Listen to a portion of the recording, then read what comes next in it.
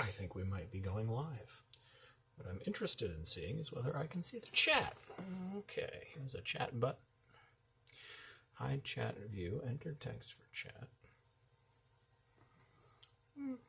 Should be able to see the chat. All right, we'll wait for a human to show up. And then we'll see what's working and what's not working.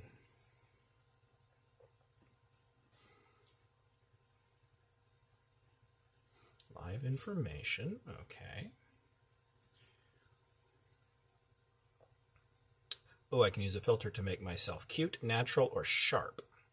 I'm going to go with sharp. What does that do? No. Ooh, goodness no. We're going to leave it off.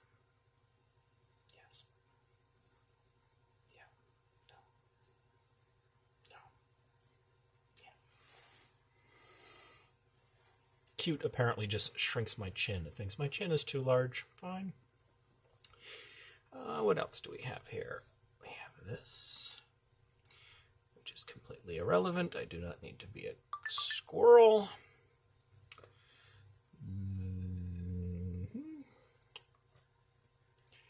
Don't need any of that. Nope.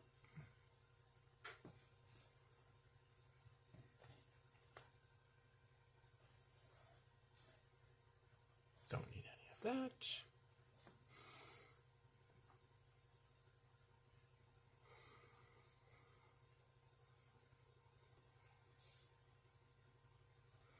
Text, music, widgets, screencast.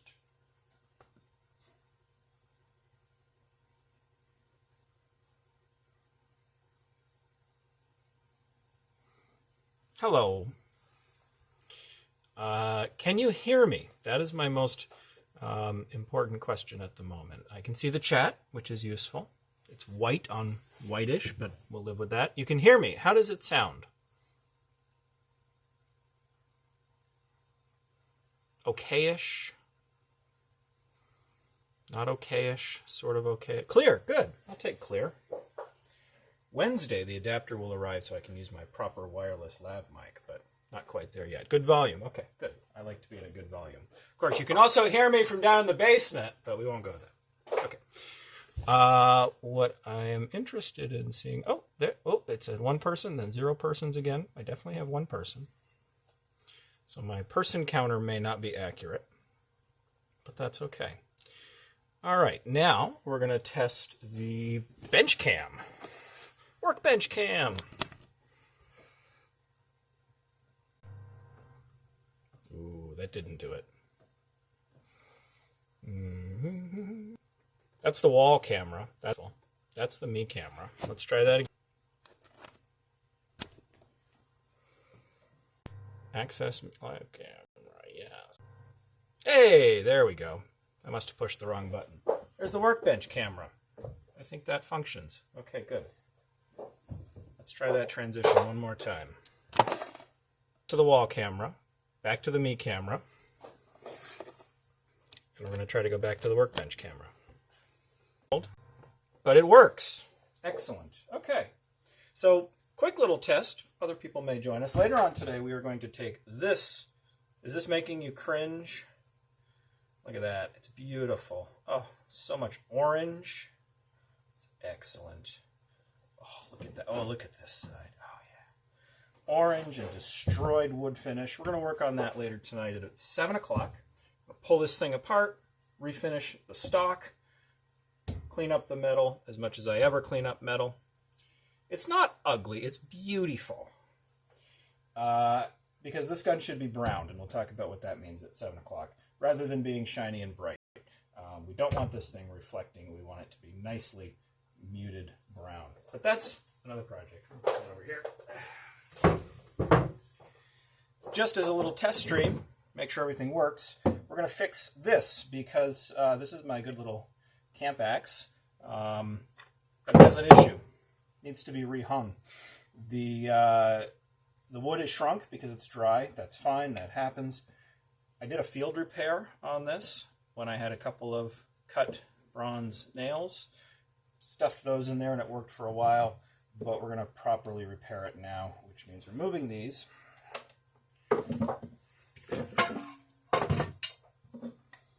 which I sort of started because I knew it was going to be tricky. So we'll remove those, and now we're going to put a wedge into that. I'm going to use one of these. I think the smaller one, that'll be driven into the handle, spread the wood out, and hopefully be enough to take up that space. How's the audio when I'm standing over here? Still fairly decent?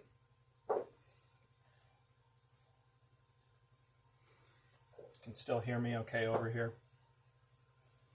Good. Okay. Excellent. So pretty simply, all we're going to do is drive this into there. I need a smacker. Which hammer should I use? Let's go with this one. Yeah. So that's what we're doing. We're putting a metal wedge. This one will go that way. I don't know if you call that vertical or horizontal. But we're going to put it that way, like this, just to spread that wood open a bit. And we have to hang the head first, which if I put it on the right way, works better. We're going to put that down like that. And do this without hurting myself. May need to take it over to the vise. We're going to take it over to the vise. Let's see if I can bring you with me. Like that. Put this in the vise. Gently. It is wood. Just go down just till you hear the first crack. And this hammer is not heavy enough. If only I had another hammer. That's a blade. Don't put your hand on that. Actually, I think I'm going to use a slightly larger wedge. We're going to use a mid-size wedge.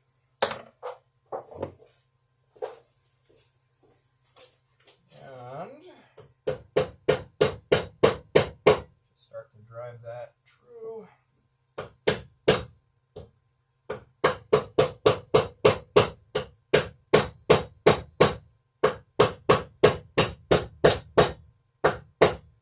It is splitting, but that's expected a little bit.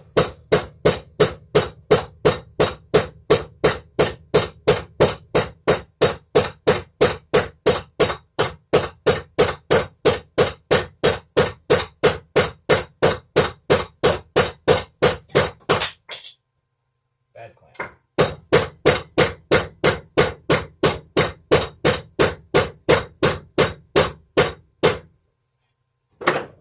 Now this is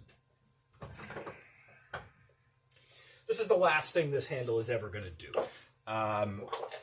After you put a wedge in, you're never really going to take it back out or fix it again. You're going to have to replace the handle. So this is sort of a stopgap before actually just putting a new handle on it. As you can see, it splits things. It's not great for it, but it's definitely not going to move anywhere. I've got those holes in those checks, so I'm going to put a bit of wax sealant into that, just so that we don't get water pouring down through there. And what we're going to use is same stuff we're going to use to finish the gun stock later. This is a traditional 18th century wood preservative. It is 3 parts. 1 part turpentine as a carrier and evaporate, 1 part beeswax, stuff right here, and 1 part linseed oil. And you can change the consistency if you want it a little more liquid by adding more oil to it. But we're just going to use it to seal up that hole on the bottom there. Yeah. Shove it into all those cracks and those holes. Back. So we don't get any moisture in there. The other way to fix this problem would be to put your tomahawk or your belt axe in a bucket of water and just let it swell back up. But we're going to go with the wedge today, since I have a bunch of wedges. And since we have this out, give our handle a little refresh. I'm going to tap those wrappings back in place. Tap the wrappings back into where I want them to be. wrapping on an axe like this is so that when you miss, which you inevitably will, you strike the leather or the metal that's on the wrapping of the handle instead of your handle. Let's go that place a little bit. Use a little tightening. Tap, tap, tap. And there we have a rehung camp axe. These were they were required to be carried by every soldier in the 18th century, both as a fighting implement, though if somebody gets this close, I'm probably going to use the running defense at that point, but can be used as a weapon, but mostly it's a camp tool used for chopping firewood. This one has a hammer pommel at the back. If your axe is simply rounded on the back, don't use it as a hammer. It'll destroy it. But this one has that extra piece on the back so we can hammer tent stakes in. Just remember not to backswing when you're hammering. So there is our camp axe, rehung, nice and solid.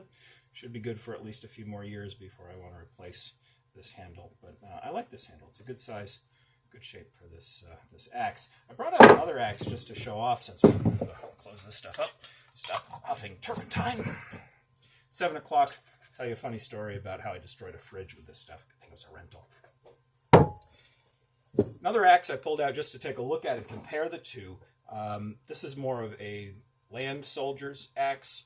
This is something you would see on board ship. This is actually a modern British Navy fire axe. The pattern has not changed at all from the 18th century. This would be used as a boarding weapon, but also on board ship for cutting lines if you need to in a real OS situation, or for digging out burning embers and hot shot, which is a cannonball that's been heated in a furnace, fired at a ship, lodges in the side, sets fire to the boat, which fire on board ship is generally considered a bad thing. And this spike allows you to remove that. And you can look at where I have. Yeah.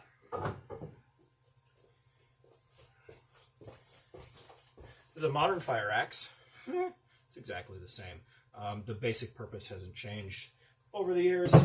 When you want to remove burning things, this is a good way to do it. So if you hear of a boarding axe or a fire axe on board ship, this is what they're talking about. Really useful thing. Big long ears so that it is sturdy on the handle. Again, this one needs good cleaning. This one has a broad arrow mark on it somewhere. Judging from that date, I'd say it was manufactured in 1986. Not 1988, because I think I owned it before that. So there's our camp axe, rehung. We have our audio working. Let's see if we can transition back to the shop camera. Yes, we can. Hey, there's chat, which is really hard for me to see. I wish that was on a black background. Oh, there we go. Put it on the chalkboard. Horizontal is a word dubbed by Jared Pollan of Frono's Photo. He calls everything horizontal and vertical, and it has gotten into my brain and I can't get it out. Seems like it's working, freeing a bit. Yeah, we probably won't be on all that long. Sound is cutting out a bit. That's odd. Not sure why. Sound is fine here. Good video feed. Might be your receiving end. I should have a pretty good connection out. I literally brought a Wi-Fi node down, which is sitting next to my head. Probably not great for me. Radio waves never hurt anybody. I think I'm probably just going to call it there. Really just wanted to do a test before tonight, make sure everything was working, get this little project done, which is nice. Okay. And I will clean up the shop, and we'll be ready to go for 7 o'clock. Come back. We're going to make that gun look, well, clean to my standards. Very different standards. Cool. Thanks for the help, everybody. See you tonight.